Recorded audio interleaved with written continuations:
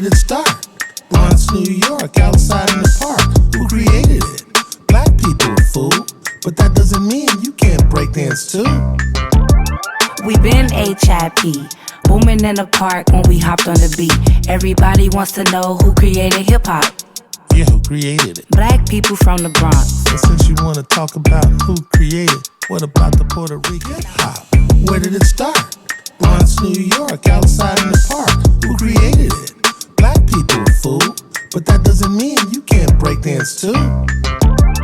We been HIP, booming in the park when we hopped on the beat. Everybody wants to know who created hip hop. Yeah, who created it? Black people from the Bronx. But since you want to talk about who created, what about the Puerto Ricans?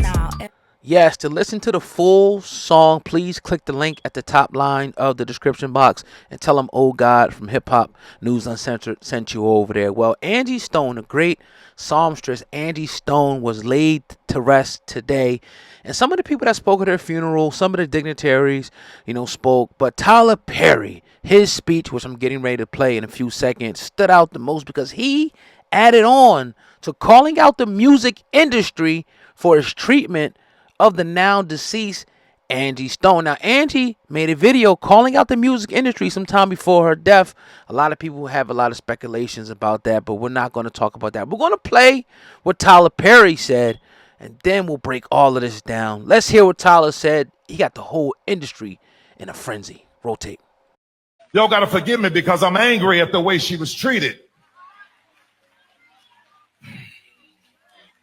I did not know all the things that she was going through. Recently, I found out because I'm not on Instagram. I'm not being hooked and manipulated by an algorithm telling me what to think and how to feel. So I don't see everything.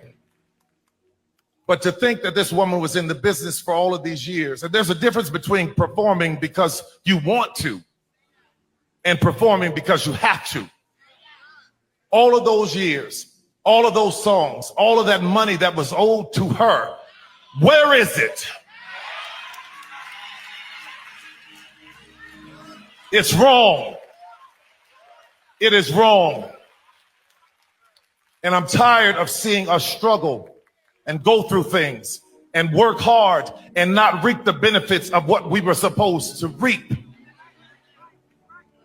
But you got to be careful when you start mistreating people, especially children of God, because the Bible says, touch not my anointed and do my prophet no harm. Some powerful words indeed. Now, like we said, a while before Angie's death, she put this video out that I'm going to play in a few seconds, calling out the music industry. I'm going to take the people back and give you the video, and then I'll bring you back to the current day because some of you probably didn't see it. So let's check this joint out, man. Hit the thumbs up button as well. Let's get it. After 40-something years in the business, I'm like, well, why?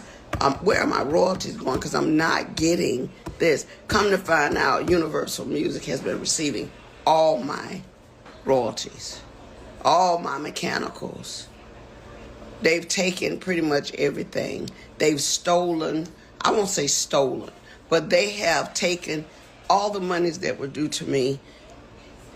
They have basically absorbed in that company. And even though there's several class action lawsuits, people that were working on my behalf never even registered the songs. All the songs that I've done, I'm only coming to find out they were not properly registered by the companies that I signed over to. People that were supposed to do their due diligence. So I am truly a walking testimony that God has carried me all this time. Because if you only knew how much money they have taken from me, how much they have stolen from me, monies that I'm supposed to be, I should have been able to retire 20 years ago with the money I've made, supposedly. But there are key people give up my coins. And so what I'm doing now is whatever is necessary to make sure they pay me for the legacy of my life, for my children and my grandchildren. They're going to have to give me my money. I mean, when you sit back and think Bruno Mars, Dr. Dre, when you think about all these people that have sampled music, if they're filthy rich on it, what's our problem? Or my problem? Now, this is very sad to say the least. You're talking about a woman who put her blood, sweat, and tears into this, and is a great singer, and looks like even a better person. But one thing you guys have to understand, I'm gonna give you some lessons that I learned, in business early on, right? And it's the part about it that really sucks. I believe every word that she said, and because we have seen so much. Remember, we've been in this industry 10 plus years. We talked to people who wanted to give us deals, people who wanted a piece of this, wanted a piece of that, people who come, they say a wolf in sheep's clothing, people who want to say, I want to bring you interviews, and and I want to do this, and I want to bring this, and we can hook up and do this. And at the end of the day, they're all looking for something.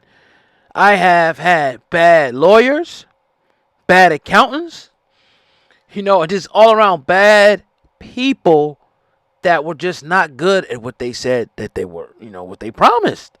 And it's just a sad part of the industry. If you don't learn it, if you don't know, if you put it in somebody else's hands, they're going to burn you, right? It just is what it is. And it's very, very sad. So at the end of the day, you have to be a steward over your own money. You have to learn how things go, how this goes, how that goes. You have to, hopefully you're lucky enough to get somebody who's going to be honest with you. But here's how the industry sees someone, right?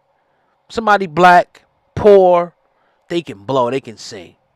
They might hand you a couple dollars, right?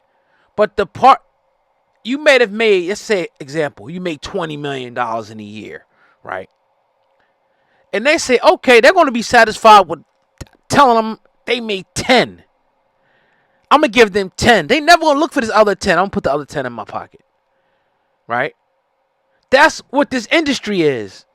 It's dog eat dog. It's, they don't really know I'm a pocket. How can I get over on this person? To the tunes of millions of dollars. They even do it in sports. You heard people like Kevin Garnett. The laundry list of players that have got, duped out of money by bad accountants, bad lawyers, bad sports agents, all of that. And unfortunately, the industry breeds that. Some of these contracts, people jumping in and, let's say they give you $1 million up front. You think that's great money. You're like, oh my God, I'm broke. Master P, when we had him on, talked about the deal they was going to give him. He ain't have $500 in his pockets or $5, however the story went. But he held out, he waited, and he bet on himself. Sometimes you got to bet on yourself. Yeah, $1 million is great, but you can spend $1 million in a few months. The house is $350, a car's $100. The taxes on that's like $2 something. Next thing you know, you sitting on like $2 something, and that's gone because the maintenance of the house and the maintenance on the car and the clothes and all the stuff you do, that millie's gone. And now they looking, to recoup the money that they gave you, and shit slows down. So bet on yourself. But her situation was probably a little bit different. They came in, because remember, these labels are like banks, and we have done numerous videos in the past. They give you the bag. And all this fancy shit they got in the contract, you don't quite understand. You don't quite understand it. And 10 years later, the bill becomes due, and they say, look, remember you said that, in 10 years that, 50% of this will go to this and this and this and this and this, and you thought you had this egg settled, and they snatched the money. So my advice would be to anyone, get a great lawyer, get a lawyer to check a lawyer, get an accountant to check an accountant. That's what I always say. Don't just go because somebody has a title on their name.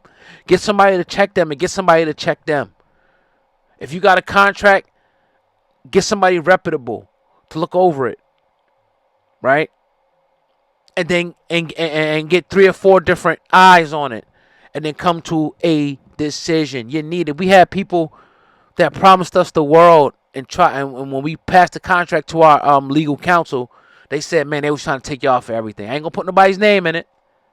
But when I look back at this person, they was broke. They're going through all types of drama right now. They was trying to take our whole catalog, everything we work for, and our residuals. I'm like, hell no.